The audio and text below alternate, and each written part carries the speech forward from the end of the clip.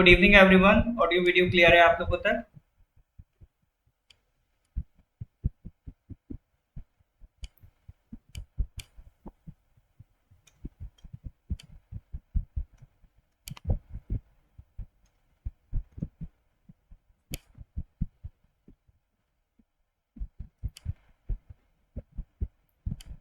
हाँ जी। Good evening everyone. ठीक है। तो जो कहानी सर हम लोगों ने स्टार्ट करी थी, लेक्चर वन, आज से 2 साल पहले, जनवरी 2021 से दिसंबर 2021 तक हमने कंप्लीट किया। फिर जनवरी 2022 से दिसंबर 2022 मैंने कंप्लीट किया, और जनवरी 2023 से ये करंट अफेयर्स स्टार्ट हुआ है। तो इसको अभी तक अपन ने जून 2023 तक कंप्लीट कर लिया। अब हम आगे बढ़ रहे हैं सर जुलाई 2023 के लिए। ठीक है। अब हम आगे बढ़ रहे हैं सर जुलाई 2023 के करंट अफेयर्स के लिए। तो बात इतनी सी है, तो वही कहानी एज इट इज, जो महीने कंप्लीट होते जाते हैं, ठीक है, फिर नया महीना आ जाता है। तो अब हम लोग जुलाई का स्टार्ट करेंगे। तो उम्मीद है रेडी हैं आप लोग। तो स्टार्ट करते हैं सर क्वेश्चन नंबर वन से जुलाई 2023 question number one. Recently, the Union Cabinet has approved the establishment of the National Research Foundation. Who amongst the following will be the ex officio president of the board of NRF? Union Cabinet has approved the establishment of National Research Foundation. Who amongst the following will be ex officio president of the board of NRF? Daily रखिए और सुबह शाम रखिए। देखिए sir, जो हमारा enrolled student है ना डेविड जी, उसका अगर हम काउंट करें क्लासेस, तो मॉर्निंग में 2 आवर का क्लास है, ठीक है, अभी जो क्लासेस कर रहे हैं। उसके अलावा नेक्स्ट हम लोग फिर बात करें, फिर उनका ये 6 PM से क्लास हो जाता है, 6 PM पे है, फिर 8 PM पे है, फिर 9 PM पे। तो ऑलरेडी ये 5 आवर्स का क्लासेस है सर, ठीक है। तो उसमें अगर और ज़्यादा क्लासेस बढ़ा देंगे तो वो सिर्फ बर्डन बनेगा, या फिर हम कुछ स्टैटिक पार्ट डिस्कस कर रहे हो। करंट अफेयर्स जीके का एक सेक्शन है, ठीक है, और सिर्फ हमें उतना ही प्रिपेयर नहीं करना है, और भी पार्ट्स हैं उनको भी प्रिपेयर करना है। इसीलिए जैसे अभी करंट अफेयर्स के साथ साथ अपन नेशनल पार्क्स भी चला रहे हैं, ताकि आपका वो पार्ट भी प्रिपेयर होता रहे, ठीक है। हाँ जी।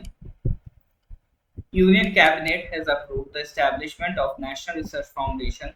Who among the following will be the ex officio president of the board of NRF? National Research Foundation बन रहा है, उसके बोर्ड के एक्स ऑफिशियो प्रेसिडेंट कौन होंगे? नन अदर देन, ये आंसर नहीं है, प्राइम मिनिस्टर, ठीक है। तो prime minister will be the ex officio president. David ji, तो आप एक लाख 2 बार कर लो, मैं क्या करूँ। देखो, दो चीजें होती है ना, हमारा ऑब्जेक्टिव रिजॉल्व होना चाहिए। हमारा पर्पस ये नहीं कि हम मतलब पढ़ना अच्छा लगता है तो जबरदस्ती पढ़े जा रहे हैं, पढ़े जा रहे हैं। मेन चीज है ऑब्जेक्टिव फुलफिल हो रहा है या नहीं हो रहा है ना। हमें तो सर जैसे नेटफ्लिक्स भी अच्छा लगता था, इसका मतलब ये नहीं कि नेटफ्लिक्स ही देखते रहे। तो अच्छा लगना इज अ डिफरेंट थिंग। इसकी मैं कदर करता हूँ कि आपको साथ पढ़ना अच्छा लगता है, लेकिन साथ ही साथ इस चीज को भी समझिए कि कितनी नीड किस चीज की है ना। तो वो ऑब्जेक्टिव भी हमारा क्लियर होना चाहिए, क्योंकि हम और आप एक ही चीज के लिए बैठे हैं कि आपका सिलेक्शन अच्छे से अच्छे पोजीशन पर हो, अच्छी से अच्छी जगह पर, ठीक है। इसी के लिए आप भी एफर्ट मार रहे हो, इसी के लिए हम भी एफर्ट मार रहे हैं। तो प्राइम मिनिस्टर बनेंगे सर इसका एक्स ऑफिशियो प्रेसिडेंट। तो नेशनल रिसर्च फाउंडेशन की अगर मैं बात करूं, तो ऑलरेडी एक बॉडी थी हमारे पास, science and engineering research board of India. Science and engineering research board of India इस एंटिटी को रिप्लेस करेगा नेशनल रिसर्च फाउंडेशन, ठीक है। इसके गोल वही है सर रिसर्च एफर्ट्स को मिनिमाइज करना, मतलब ऐसा ना हो कि एक ही टॉपिक पे 2 से 3 इंस्टीट्यूशंस रिसर्च कर रहे हो, तो वो तो सर डुप्लीकेशन ऑफ रिसोर्सेज, उसका कोई फायदा है नहीं, ठीक है। और जो रिसर्च की जाए उसको पॉलिसी और प्रैक्टिस में कन्वर्ट किया जाए, ठीक है। यानी अगर रेलवे में किसी ने रिसर्च करके कोई ऐसी टेक्नोलॉजी बनाई है जिससे स्पीड बढ़ाई जा सके रेलवे की, तो उससे वाकई में प्रैक्टिकली उससे स्पीड बढ़ाने का काम करना चाहिए। ऐसा नहीं कि वो तो पेपर में छप के रह गया, उसको इम्प्लीमेंट भी करना है, ठीक है, तब उस रिसर्च का हमें फायदा है। तो ये जो नेशनल रिसर्च फाउंडेशन है, इसको प्रिसाइड कौन करेगा? हमारे प्राइम मिनिस्टर प्रिसाइड करेंगे, ठीक है। चलिए next question, question number 2। Which of the following state governments has launched one tap one tree campaign? Good evening, Nangji. Which of the following state governments has launched one tap one tree campaign? बताइए जरा।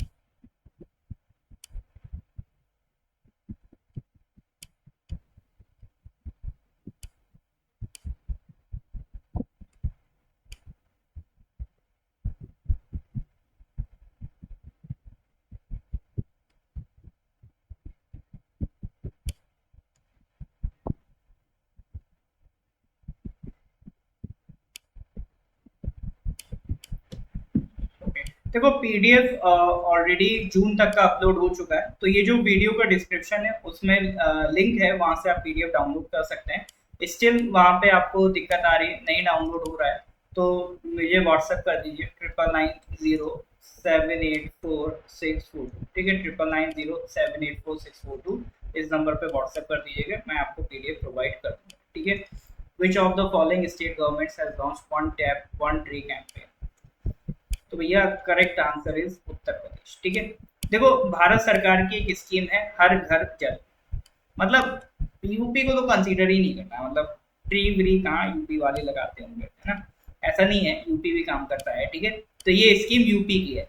देखो हर घर जल ये एक initiative है central government का, हर घर जल मतलब हर घर में, हर एक घर में एक टैप होना चाहिए ड्रिंकिंग वाटर का, ठीक है, एक नल जरूर होना चाहिए हर घर में जिससे ड्रिंकिंग वाटर प्रोवाइड किया जा सके उस घर को। ये सेंट्रल गवर्नमेंट का मिशन है। उसी में यूपी गवर्नमेंट ने क्या ऐड कर दिया कि भैया केंद्र सरकार तो टैप लगाएगी, पानी प्रोवाइड करेगी, तो जहां जहां पर केंद्र सरकार टैप लगाएगी हम वहां वहां पर एक प्लांट सैपलिंग भी उनको गिफ्ट करेंगे कि आप अपने घर में एक पौधा जरूर लगाइएगा, ठीक है। चलो यूपी पे भरोसा रख के खाता खुल गया, बहुत बढ़िया, यूपी पे भरोसा रखेंगे हमेशा खाता खुलेगा, ठीक है। तो ये टैप वाटर प्रोवाइड कर रही है सेंट्रल गवर्नमेंट, और उसके साथ साथ एक प्लांट सैपलिंग एक्स्ट्रा में प्रोवाइड कर रही है यूपी स्टेट गवर्नमेंट। मतलब ये सिर्फ यूपी में करेंगे, ऐसा नहीं कि हर स्टेट में जाके करें, ठीक है। यूपी में जहां जहां पे भी सेंट्रल गवर्नमेंट टैप लगाएगी तो वहां पर यूपी गवर्नमेंट जाके एक एक प्लांट सैपलिंग भी देगी, तो इसको कहते हैं one tap one tree campaign. किसका है सर? ये यूपी गवर्नमेंट का।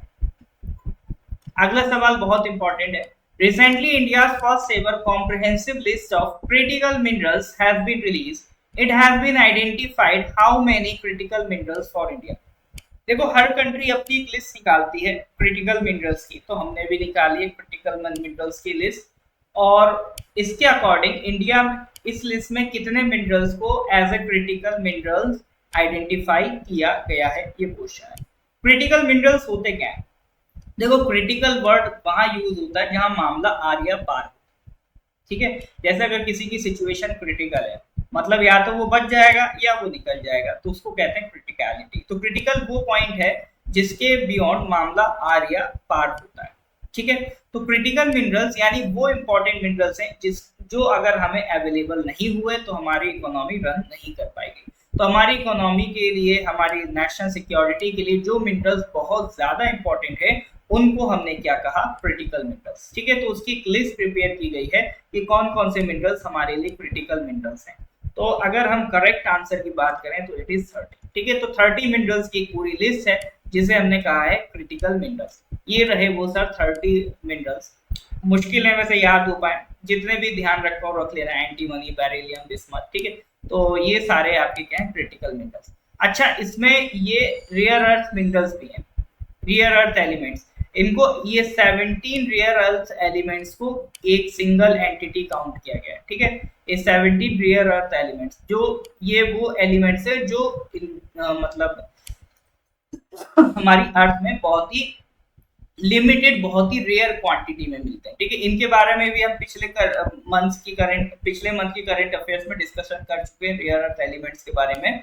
तो ये भी इसका एक पार्ट है क्रिटिकल एलिमेंट्स का, यानी ये भी हमारी इकोनॉमी के लिए बहुत जरूरी है। मिनरल्स होते क्या है सर, ये वो सब्सटेंसेस होते हैं जो जियोलॉजिकल प्रोसेस से बनते हैं, यानी अर्थ के अंदर बनते हैं, ठीक है। वैसे तो मेटालिक एंड नॉन मेटालिक दो कैटेगरी में हम मिनरल्स को क्लासिफाई करते हैं। मेटालिक मिनरल जैसे कि आयरन, कॉपर, गोल्ड, सिल्वर, और नॉन मेटालिक जैसे कि आपका कोल, माइका, जिप्सम, ये सब, ठीक है। और क्रिटिकल मिनरल्स वो मिनरल्स हैं जो हमारी इकोनॉमिक डेवलपमेंट, हमारी नेशनल सिक्योरिटी के लिए बहुत इंपॉर्टेंट है, ठीक है। अगर ये मिनरल्स की अवेलेबिलिटी कमी हो गई, या इनका एक्सट्रैक्शन का कंस्ट्रक्शन कम हो गया, या फिर किसी और तरह की दिक्कत हो गई, तो उससे हमारी इकोनॉमी पे इम्पैक्ट पड़ सकता है, ठीक है। तो इसीलिए ये हमारे लिए इम्पोर्टेंट है। एक लिस्ट और मैंने यहाँ पर मेंशन करी है कि जो क्रिटिकल मिनरल्स हैं उनकी इंपोर्ट डिपेंडेंसी कितनी है। तो आप खुद समझ सकते हो कि जैसे कुछ मिनरल्स हैं, जैसे लिथियम है, कोबाल्ट है, ये पूरा पूरा हम इंपोर्ट कर रहे हैं, ठीक है। ये 2020 का डेटा के हिसाब से मैं बता रहा हूँ, ठीक है। अभी तो लिथियम इंडिया में भी मिलने जा रहा है, तो जल्दी लिथियम हम इंडिया में भी एक्सट्रैक्ट कर पाएंगे। तो जैसे कुछ ऐसे मिनरल्स हैं जो पूरे पूरे हम इंपोर्ट कर रहे हैं। तो अगर अगर हम किसी चीज के ऊपर इंपोर्ट पे डिपेंड है तो ये थोड़ा सा कंसर्न वाली बात हो जाती है कि मान लो अगर उस कंट्री में कोई दिक्कत हो गई, या हमारी उससे लड़ाई हो गई, या मान लो लड़ाई नहीं भी हुई, मान लो उनके कंट्री में वॉर छिड़ गया, जैसे हम डिपेंड कर रहे हैं लिथियम के लिए रशिया पे, रशिया यूक्रेन का वॉर छिड़ गया, तो उनकी सप्लाई डिस्टर्ब हो जाएगी, वो हमको मिनरल्स टाइम पे प्रोवाइड नहीं कर पाएंगे। तो उससे होगा क्या, लड़ाई उनकी होगी, नुकसान हमें उठाना पड़ेगा, ठीक है। तो इसीलिए जरूरी है कि हम इंपोर्ट डिपेंडेंसी कम करें। अब इंडिया के लिए जो क्रिटिकल मिनरल्स है उसके लिए एक एक्सपर्ट कमेटी बनी थी अंडर मिनिस्ट्री ऑफ माइंस, ठीक है। और उसने ये भी रिकमेंड किया है एक बॉडी बने जिसका नाम हो centre of excellence for critical minerals, जो अपडेट करती रहे कि इंडिया के लिए कौन कौन से मिनरल्स क्रिटिकल हैं। जरूरी नहीं है कि आज की डेट में जो मिनरल्स क्रिटिकल हो, कल की डेट में भी वो मिनरल्स हमारे लिए उतना ही क्रिटिकल या फिर इंपॉर्टेंट हो, ये टाइम टू टाइम चेंज होते रहेंगे, ठीक है। क्रिटिकल मिनरल्स के लिए इंडिया ने क्या क्या इनिशिएटिव्स किए हैं, एक मिनरल सिक्योरिटी पार्टनरशिप ज्वाइन की है, जियोलॉजिकल सर्वे इसी पे काम कर रहा है कि इंडिया में जहां जहां पर ज्यादातर पॉसिबल हो मिनरल्स को एक्सट्रैक्ट कर पाए, एक्सप्लोर कर पाए।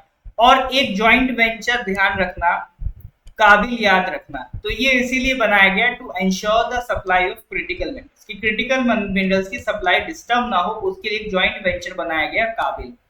तो इसी तरह के पॉइंट एग्जाम में आ जाते हैं, काबिल इज रिलेटेड टू, है ना, मतलब एक ऑप्शन होगा क्रिटिकल मिनरल्स, एक ऑप्शन होगा ऋतिक रोशन, तो कई लोग मतलब लगाए आएंगे ऋतिक रोशन, है ना, तो वो नहीं करना है। यहाँ पे काबिल किससे रिलेटेड है, एक जॉइंट वेंचर है to ensure the supply of critical minerals, ठीक है सर। चलिए, that is all about the critical minerals. यहाँ तक चीजें समझ में आ रही हैं, ये पार्ट सर क्लियर है, तो please give me a thumbs up.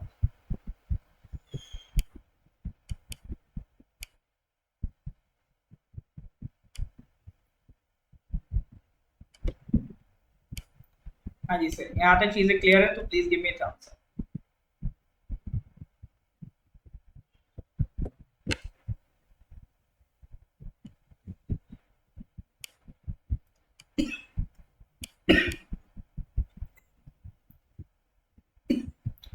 All right. Moving to the next question, question number 4.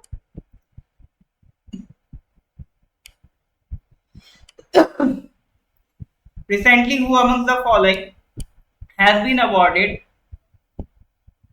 the Points of Light Honor Award by the UK Prime Minister Rishi Sunak? ठीक है, यूके के प्रधानमंत्री ऋषि सुनक ने एक अवार्ड दिया है, points of light honour award.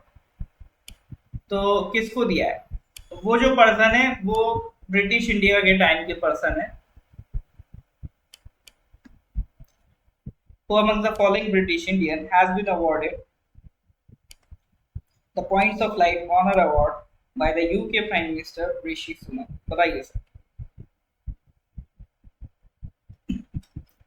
Correct answer is Rajinder Singh Dutt. ठीक है, राजिंदर सिंह दत्त कौन है? ये आपका वॉर वेटरन है, मतलब सेकंड वर्ल्ड वॉर उन्होंने लड़ा था। ठीक है, one of the last surviving 6 soldiers who fought in the second world war, तो उनको इसीलिए अवार्ड किया जा रहा है, राजिंदर सिंह दत्त। ठीक है, moving on to the next question, question number 5.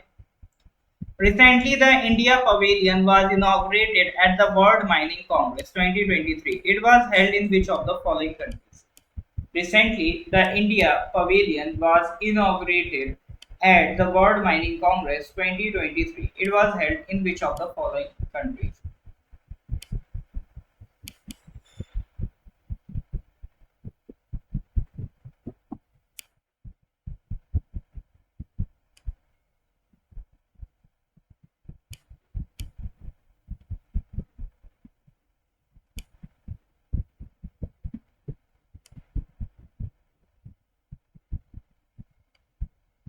Recently, the India Pavilion was inaugurated at the World Mining Congress. It was held in which of the following countries? देखो, अभी कांग्रेस हुई थी, मतलब एक मीटिंग हुई थी जिसे कहा वर्ल्ड माइनिंग कांग्रेस। ठीक है, तो वहां पर एक इंडिया पवेलियन, पवेलियन का मतलब क्या? पवेलियन का मतलब एक होता है एक स्पेस। ठीक है, जैसे मान लो आपको एग्जीबिशन लगानी है कहीं पर, है ना, कुछ एक एग्जीबिशन लगानी है, तो उस एग्जीबिशन में आपको एक स्पेस दे दिया गया कि आप यहाँ पर अपनी एग्जीबिशन लगा सकते हैं, तो वो कहलाता है पवेलियन। ठीक है, ये पवेलियन सिर्फ क्रिकेट या स्पोर्ट्स से रिलेटेड नहीं होता है, ये एक स्पेस होता है। ठीक है, जहां पर आप एक स्पेसिफिक काम कर सकते हैं। तो जैसे मान लो मैंने एग्जाम्पल एग्जीबिशन लगानी, उसके लिए एक स्पेस आपको दिया गया, उस स्पेस को क्या कहेंगे? पवेलियन कहेंगे। ठीक है, तो वर्ल्ड माइनिंग कांग्रेस में इसी तरह का इंडिया का पवेलियन इनॉग्रेट किया गया है। तो जो इंडिया का पवेलियन है अभी पहली बार बना है, उसको कौन रिप्रेजेंट कर रहा है? 3 सरकारी कंपनी, एनएलसी, कोल इंडिया लिमिटेड और एनएमडीसी। ठीक है, तो ये वर्ल्ड माइनिंग कांग्रेस जो कि इस बार ऑस्ट्रेलिया में हो रही है, ये इसको रिप्रेजेंट कर रहे हैं। ठीक है, वर्ल्ड माइनिंग कांग्रेस इंपॉर्टेंट है क्योंकि ये यूएन एफिलिएटेड है। ठीक है, ये UN affiliated independent international organisation है promoting the importance of minerals. ठीक है, तो ये मिनरल्स की इंपॉर्टेंस की बात करेगी, मिनरल्स के रिगार्डिंग डिस्कशन करेगी और कोशिश करेगी कि जो इसकी सप्लाई चेन है वो मेंटेन रहे मिनरल्स की। ठीक है, चलिए, तो वर्ल्ड माइनिंग कांग्रेस इस बार कहाँ हुई थी? ऑस्ट्रेलिया में हुई थी और इंडिया पवेलियन इनॉग्रेट हुआ है। ठीक है, moving to the next question, question number 6. Recently, the Union Cabinet has approved ratification of the headquarter agreement between India and CDRI. CDRI क्या है? Coalition for Disaster Resilience Infrastructure. ठीक है, ये international organisations का एक ग्रुप है CDRI। Collision मतलब एक गठबंधन, ग्रुप फॉर डिजास्टर रेसिलिएंट इंफ्रास्ट्रक्चर। इनका पर्पस ये है, मतलब ऐसा इंफ्रास्ट्रक्चर मतलब क्रिएट करें जो डिजास्टर को झेल सके, मतलब कोस्टल एरिया में इस तरह की बिल्डिंग्स बनाए जो क्या कहते हैं साइक्लोन से इम्पैक्ट ना हो पाए, साइक्लोन को झेल पाए। ठीक है, तो ऐसा हमें इंफ्रास्ट्रक्चर क्रिएट करना है जो डिजास्टर को रेजिस्ट कर पाए, उसी को कहेंगे डिजास्टर रेजिलिएंट इंफ्रास्ट्रक्चर। ठीक है, तो उसी के लिए ऑर्गेनाइजेशन बनी, coalition for disaster resilient infrastructure, CDRI।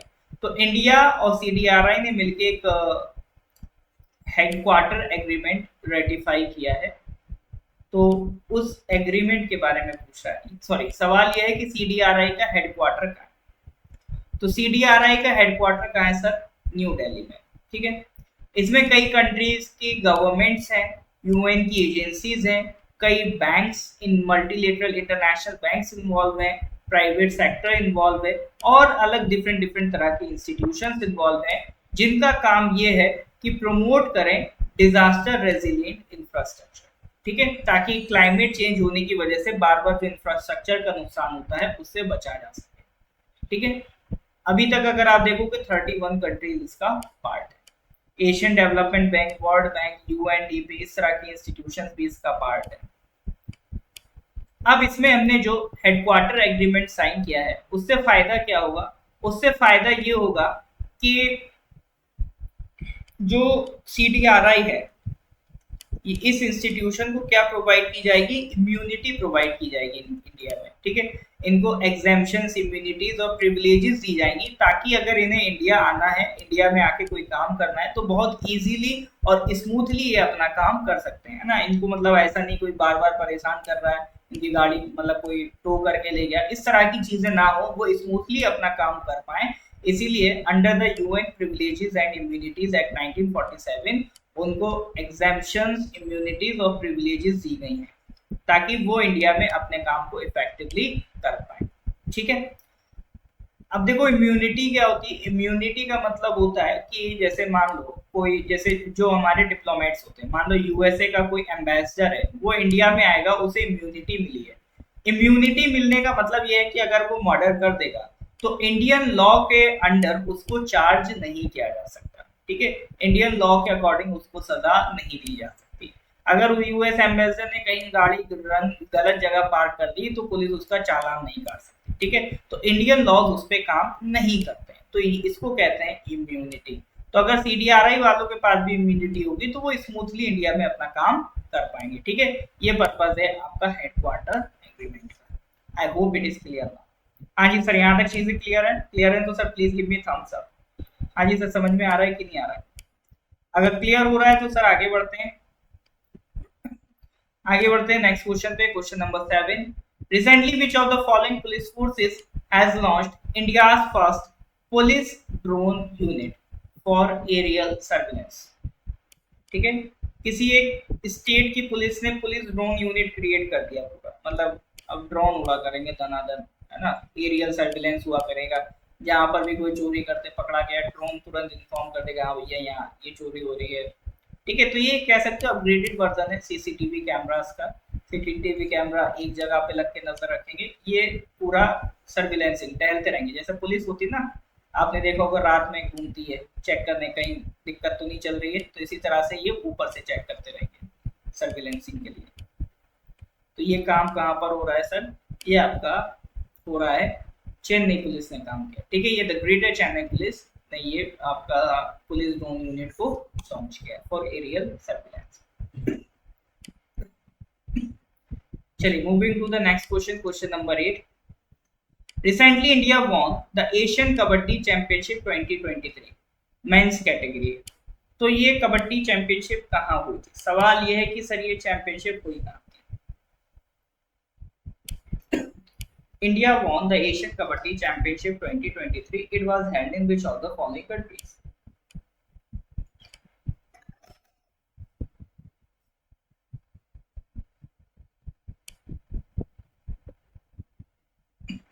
हाँ जी सर, ये तो खाता खोलने वाले सवाल हैं, इस पे तो खाता खुल जाता है।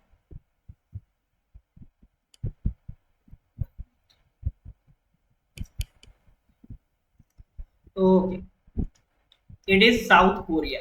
ठीक है। तो ये जो आपका चैंपियनशिप हुई थी, ईरान को तो बीट किया था सर। ईरान में चैंपियनशिप नहीं हुई थी, फाइनल में ईरान को बीट किया था। ठीक है। तो ये चैंपियनशिप हुई कहाँ थी? आपका साउथ कोरिया में। ठीक है। मेरे को इसी बात पे साउथ कोरिया की कैपिटल बताइए।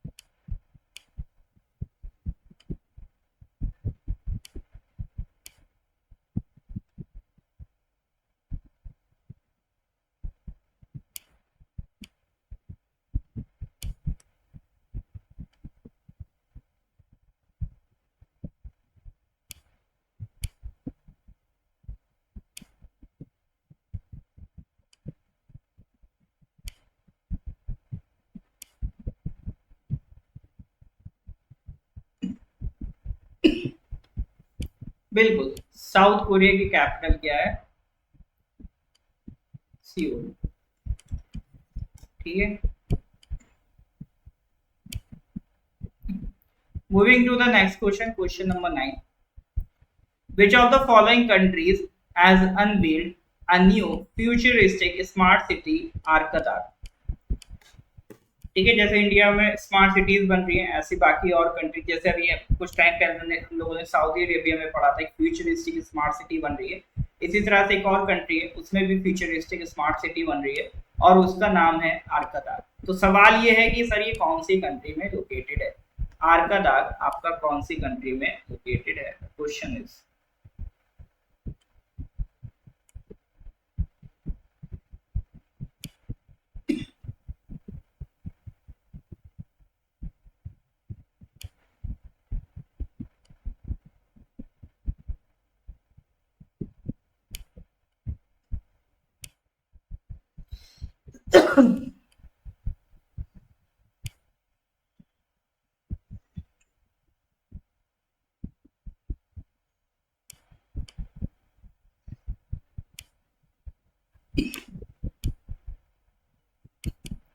चलिए, अगर नान जी श्योर है तो कैसे हो सकता है कुछ और आंसर? बिल्कुल correct answer is your Turkmenistan. जी, जो आर्कदाग नाम की सिटी है कहाँ बन रही है? तुर्कमेनिस्तान में बन रही है।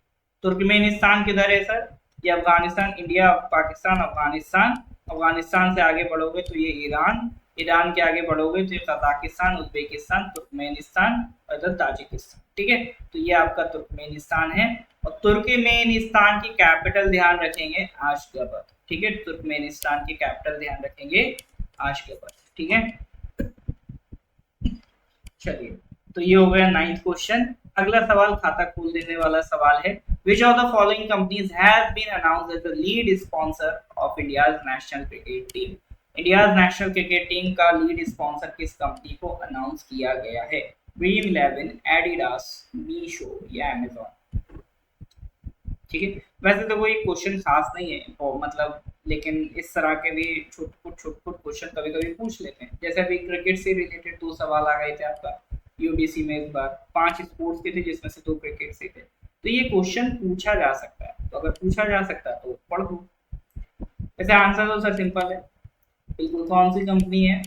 पहले बायजूस थी, अब बायजूस के खुद के अभी बैंकरप्सी की नौबत सी आ रही है। ठीक है, बायजूस की हालत अभी अच्छी नहीं चल रहे हैं, तो बायजूस तो पीछे हट गया है। अब अगला स्पॉन्सर कौन बना है इंडियन क्रिकेट टीम का? That is your Dream Eleven. ठीक है,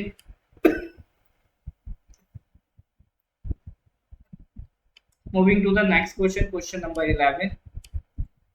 Recently, India's first indigenously developed 700 megawatt nuclear power reactor at the Kakrapar Atomic Power Project has started commercial operations. It is in which of the following states? ठीक है sir, start कर दिए। Indigenous develop power reactor बनाया गया है काकरा पार atomic power station में। ठीक है, तो सवाल ये है कि काकरा पार कहाँ पर है? राजस्थान में है, तमिलनाडु में है, गुजरात में है या हरियाणा में?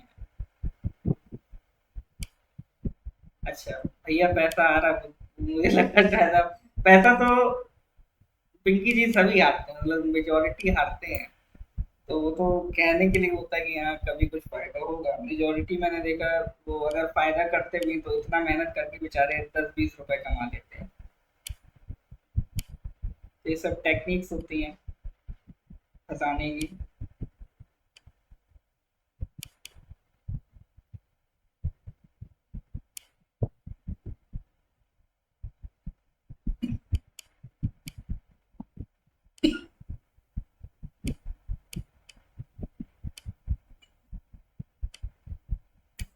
तो काकरापार पावर स्टेशन कहाँ पर है? Kakrapar is in Gujarat. ठीक है, देखो एक पूरी लिस्ट मैंने यहाँ पर मैप में मेंशन, मैप यहाँ पर डाल दिया है ताकि आप बाकी इंपॉर्टेंट पावर स्टेशन ध्यान रखो। ठीक है, ये भी क्वेश्चन बन जाता है। राजस्थान वाला तो राजस्थान नाम से ही समझ जाओगे। फिर उसके बाद जैसे काकरापार, काकरापार याद रखना गुजरात में है। महाराष्ट्र में है तारापुर, कर्नाटका में है कायगा, तमिलनाडु में है कुंदनकुलम और मद्रास, और नरोरा है उत्तर प्रदेश में। ठीक है, ये important power station in India, तो इसको नाम ध्यान रखिए, important power station in India. ठीक है sir, moving to the next question, question number 12। Recently, the Indian Navy has successfully test-fired Shakti thermal torpedo. It has been developed by which of the following organization? Bharat Electronics Limited, Bharat Dynamics Limited, DRDO या फिर LNT? Recently, the Indian Navy has successfully test-fired Shakti thermal torpedo. It has been developed by which of the following organization? Bharat Electronics Limited, Bharat Dynamics Limited, DRDO, LNT.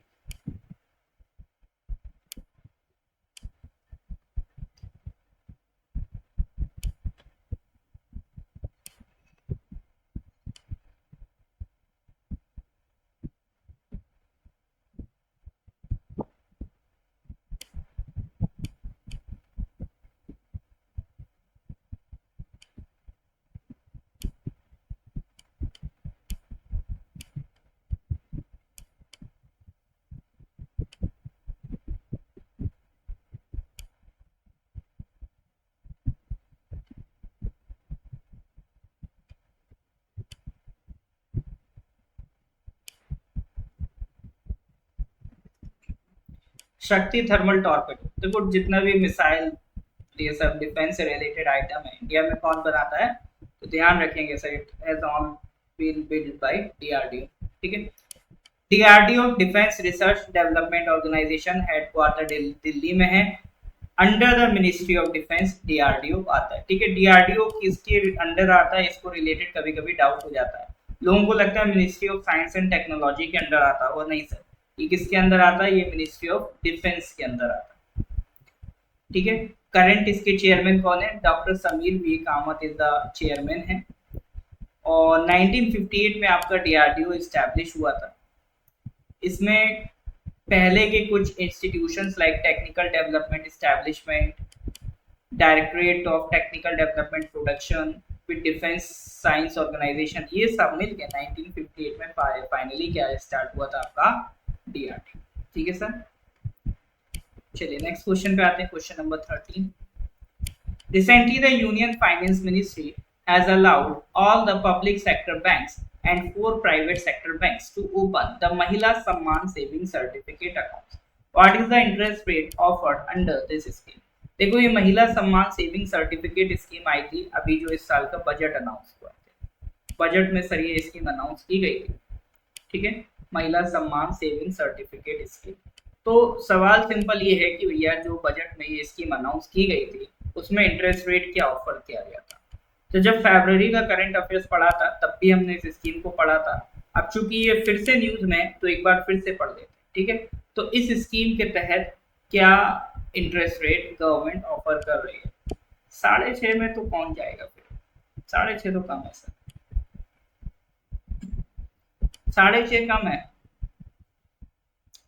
Okay, 7 भी कम है और 8 बहुत ज्यादा है, तो बीच का क्या रहा सर बचा? 7.5%। ठीक है, तो महिला सम्मान सेविंग सर्टिफिकेट स्कीम में सरकार कितना इंटरेस्ट दे रही है? 7.5%। इसमें सरकार कह क्या रही है कि ये विमेन एम्पावरमेंट की स्कीम है, तो महिलाएं अपना अकाउंट खुद ओपन कर सकती हैं या फिर अपने छोटे माइनर गर्ल चाइल्ड के बिहाफ पर अकाउंट ओपन कर सकती है। ठीक है, 2 साल के लिए पैसा वो रख सकते हैं, यहाँ पर टेन्योर ये पैसे का कितना है? 2 साल। आप 2 साल के लिए पैसा डिपॉजिट करिए, पर ईयर आपको कितना? 7.5% per annum compounded quarterly interest rate आपको मिलेगा।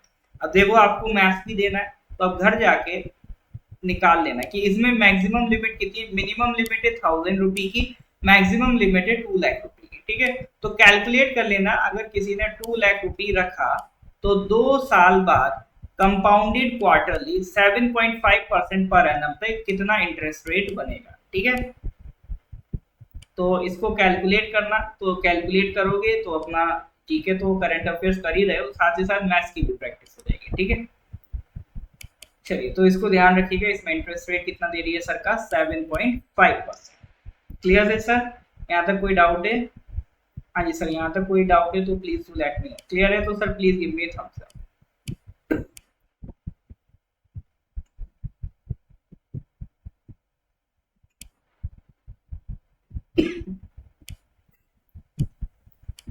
बाकी नेक्स्ट क्वेश्चन पे आते हैं।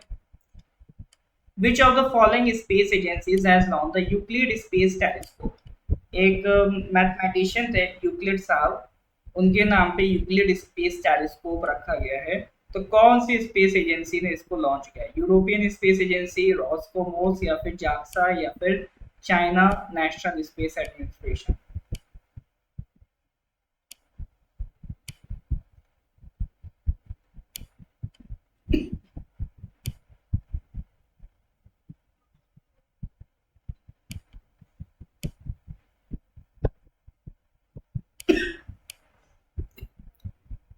तो ये यूक्लिड स्पेस टेलीस्कोप किसका है? यूरोपियन स्पेस एजेंसी ने इसको भेजा है to survey billions of galaxies. ठीक है, तो गैलेक्सीज को सर्वे करने के लिए ये ईएसए का है। देखो स्पेस सेक्टर में जो जो भी इंपॉर्टेंट स्पेस एजेंसीज हैं, उनके मिशंस हैं, है ना, उसको अच्छे से पढ़िएगा, इस पे भी क्वेश्चन बन सकता है। ठीक है, चलिए आज का last question. National Maritime Heritage Complex, recently seen in news, is being developed in which of the following Indus Valley civilization sites? Dholavira, Lothal, Kalibangan, Ropa. National Maritime Heritage Complex, recently seen in news, is being developed in which of the following Indus Valley civilization sites? ठीक है, around 2500 BC पहले हमें पता है Indus river के around Indus valley civilization exist करती थी। उसकी कुछ साइट्स थी, धोलावीरा, लोथल, कालीबंगन, रोपर, मोहनजोदारो, हड़प्पा। ठीक है, तो ये सारी जो साइट्स हैं, तो यहाँ पर एक इंडस वैली सिविलाइजेशन साइट में एक national maritime heritage complex develop किया गया है। तो वो किस साइट में है, सवाल ये है। ठीक है, तो करेक्ट आंसर तो बिल्कुल लोथल है कि जो आपका ये जो नेशनल मैरीटाइम हेरिटेज कॉम्प्लेक्स है कहाँ बन रहा है? लोथल में बन रहा है, जो इंडस वैली सिविलाइजेशन की एक साइट है। ठीक है, लोथल अभी यूनेस्को के हेरिटेज साइट नहीं है, इसको भेजा गया था बट अभी तक वो पेंडिंग है। तो इसको कौन डेवलप करा रहा है? Ministry of port, shipping and waterways. तो इसका पर्पस ये है कि जो हमारी मैरीटाइम हेरिटेज है, यानी हम लोग देखो जो शिप से वाटरवे था, लोथल क्या था? इंडस वैली सिविलाइजेशन का डॉकयार्ड था। ठीक है, डॉकयार्ड क्या था? यहाँ से आप, गुजरात का एक डॉकयार्ड था, यहाँ से आप इंटरनेशनल ट्रेड कर पाते थे। ठीक है, माना जाता है मेसोपोटामिया वगैरह से जो ट्रेड होता था वो इसी डॉकयार्ड के थ्रू होता था। तो वाटर से जो इंटरनेशनल वाटर में जो हम ट्रेडिंग है वो कितने एंशिएंट टाइम से कर रहे हैं, इंडस वैली सिविलाइजेशन से कर रहे हैं। तो ये मैरीटाइम हेरिटेज का जो कॉम्प्लेक्स है ये इसी को शोकेस करेगा कि इतने एंशिएंट टाइम से लेकर मॉडर्न टाइम्स तक हमारी जो भी टेक्नोलॉजी डेवलप किया और हम कहाँ से कहाँ पहुंच गए। ठीक है, कहाँ से हमने शुरू किया, कहाँ हम पहुंच गए, ancient to till modern times, जो हमारी मैरीटाइम हेरिटेज है उसी को ये डिस्प्ले करेगा, नेशनल मैरीटाइम हेरिटेज कॉम्प्लेक्स। ठीक है, एक मिनट रुकिएगा। तो फ्रॉम टिल जो इंडस वैली सिविलाइजेशन है उससे लेकर अभी तक जो नेशनल हमारी जो मैरीटाइम हेरिटेज है, हमारी जो मैरीटाइम हिस्ट्री है, उसको ये क्या करेगा, डिस्प्ले करेगा। अब जितनी भी, कुछ सारी तो नहीं बट कुछ कुछ इंपॉर्टेंट इंडस वैली सिविलाइजेशन की साइट्स मैंने यहाँ पर मेंशन कर दी हैं। जैसे आपका डाउट है कि धोलावीरा पाकिस्तान में है, नहीं जी, धोलावीरा आपका कहाँ पर है? गुजरात में। ठीक है, हड़प्पा है आज के प्रेजेंट पाकिस्तान में। जब इसे खोजा गया था तो सबसे बड़ी साइट ये थी, और इंडिया की सबसे बड़ी साइट मोहनजोदारो होती थी। ठीक है, मोहनजोदारो भी अभी खैर पाकिस्तान में है। तो हड़प्पा मोहनजोदारो बड़ी साइट्स होती थी, बट आज के टाइम में जो सबसे बड़ी साइट है वो है राखीगढ़ी, जो हरियाणा में मिलती है। ठीक है, आज के टाइम की सबसे बड़ी साइट है राखीगढ़ी, जो कहाँ मिलती है? हरियाणा में मिलती है। तो कौन कौन सी इंपॉर्टेंट साइट कहाँ पर मिलती है और उनमें क्या क्या पाया जाता है, किसके लिए वो फेमस है? जैसे Harappa in present Pakistan, Mohenjodaro in present Pakistan, Dholavira in Gujarat, Ropar in Punjab, Balathal and Kalibangan in Rajasthan, Banawali in Haryana, Alamgirpur in Uttar Pradesh. ये कुछ important Indus valley civilisation sites हैं। तो क्वेश्चंस जनरली साइट्स पे दो तरह के बनते हैं जनरली। कि आपका वो लोकेशन पूछ लेंगे कि कहाँ पर लोकेटेड है, या फिर वो उसका डिस्कवरर पूछ लेंगे। तो यहाँ पर मैंने लोकेशन मेंशन कर दी है, अगली बार कभी डिस्कस करेंगे तो उनके इन्वेंटर भी डिस्कस कर लेंगे कि उन्हें डिस्कवर किसने किया। फिर जो थर्ड पार्ट आता है उसमें वो पूछ लेता है क्वेश्चन रिगार्डिंग कि बताओ एक वाटर रिजर्वॉयर कहाँ कहाँ देखा गया था, यूनिक वाटर हार्नेसिंग सिस्टम कहाँ था। तो वाटर से हमेशा ध्यान रखना धोलावीरा, ठीक है, डैम्स एंड एम्बैंकमेंट्स, तो ये सब कहाँ मिलेगा, धोलावीरा। और जो ग्रेट बाथ था, डांसिंग गर्ल था, बियर्डे स्ट्रीट था, ये सब कहाँ मिलेगा, मोहनजोदारो में, ठीक है। Dog buried with human oval pit burials, Ropar में। Bangle factory, toy cars, decorated bricks, citadel, ये सब कालीबंगन। क्लो याद रखना, टोय क्लो, बार्ले ग्रेन्स, मतलब एग्रीकल्चर वगैरह आपको देखना है तो वो कहाँ देखने को मिलेगा, आपको बनावली में देखने को मिलेगा, ठीक है। चलिए, तो ये कुछ इंपॉर्टेंट साइट्स थी ऑफ इंडस वैली सिविलाइजेशन, ठीक है। तो आज यहीं तक डिस्कस करेंगे, फिर इसके आगे के questions we will discuss in the next class, ठीक है। तो लेक्चर अच्छा लगा हो तो लाइक कर देंगे, अपने कलीग्स के साथ शेयर कर देंगे, फिर इसके आगे की कहानी we will discuss in the next class, ठीक है सर। चलिए, तो फिर मिलते हैं अगली क्लास में, till then goodbye, have a nice day.